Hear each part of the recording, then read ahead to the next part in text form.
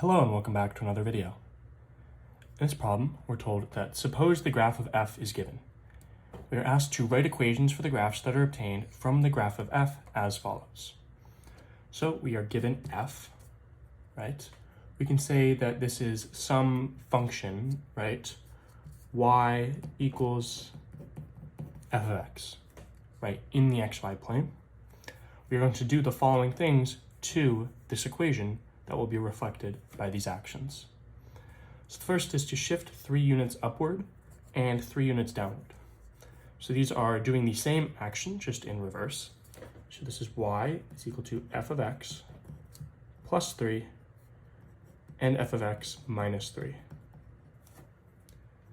The addition or subtraction is done outside of the actual calculation of the function.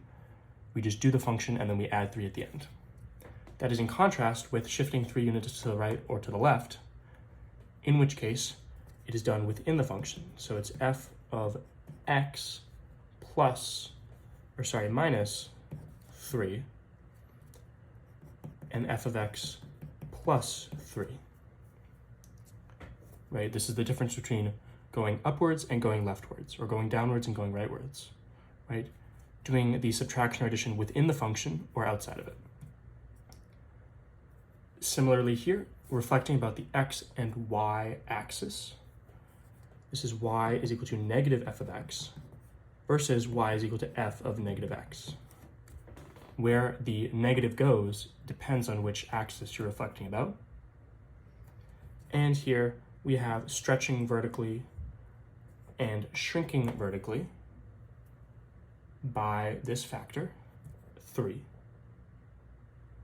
Now, notice that these are both vertically, so we are doing the same thing to them, right? This is y is equal to 3 f of x. And shrinking vertically by a factor of 3 is doing the same thing, right? It is stretching it, but it's by a factor of 1/3.